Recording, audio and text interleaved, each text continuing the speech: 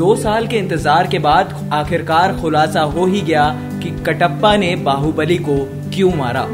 ये एक ऐसा सवाल था जो 2 सालों से हर किसी के जहन में था कि आखिरकार जब कटप्पा बाहुबली को इतना प्यार करते थे और उनके मामू जान कहलाते थे और बाहुबली भी उनको मामा कहकर बुलाते थे, तो उसको उसी के मामा ने आखिर क्यों मारा।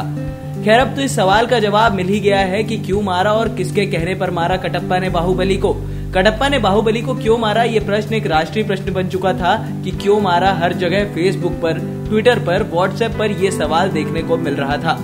आज जब इस प्रश्न का जवाब सभी को मिल गया है, तो एक दूसरा प्रश्न लोगों के दिलों में और गूंजने लगा है कि क्या बाहुबली का तीसरा पार्ट भी आएगा, और आएगा भी तो कब।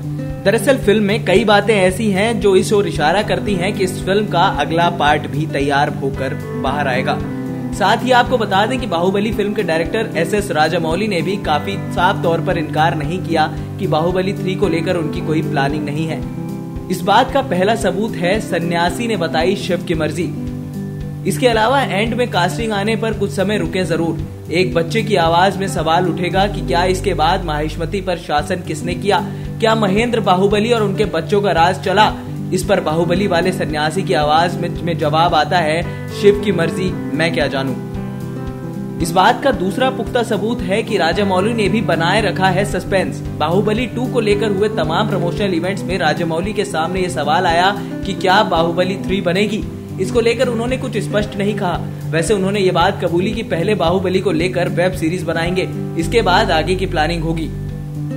वैसे आपको बता दें कि बाहुबली 2 देखने के बाद समझ आता है कि दूसरे हिस्से में कुछ सीन पहले भी पार्ट में फिल्मा दिए गए होंगे।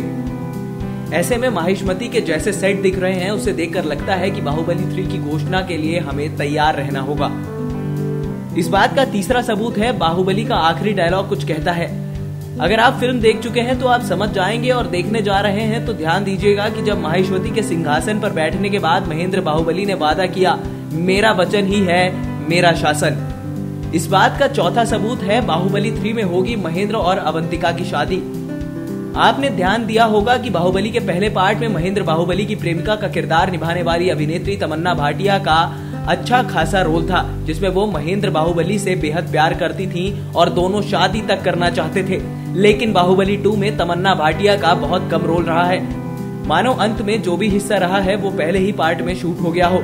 जी हाँ, महेंद्र बाहुबली अवंतिका से शादी करना चाहते थे, लेकिन इस पार्ट में तो नहीं हुई, तो शायद अब शादी अगले पार्ट में ही होगी। इस बात का आखिरी पुख्ता सबूत है जिंदा है भल्लाल देव के पापा और कटप्पा। फिल्म का अंत भल्लाल देव की मौत से हुआ और बिज्जल देव यानी भल्लाल देव के पापा का किरदार अभी जीवित है। हालांकि वो महेंद्र बाहुबली के राज तिलक में शामिल हुए थे, लेकिन बाहुबली और बाहुबली 2 देखने के बाद ये समझ में आ गया कि ये शांत होकर बैठने वाला किरदार नहीं है। और फिर जब बात आती है कटप्पा के किरदार की, तो उसमें अभी भी इतना दम है कि उसे बाहुबली 3 में भी लाया जा सकता है। नेक्स्ट 9 न्यूज के लिए विनीत राय की रिपोर्ट।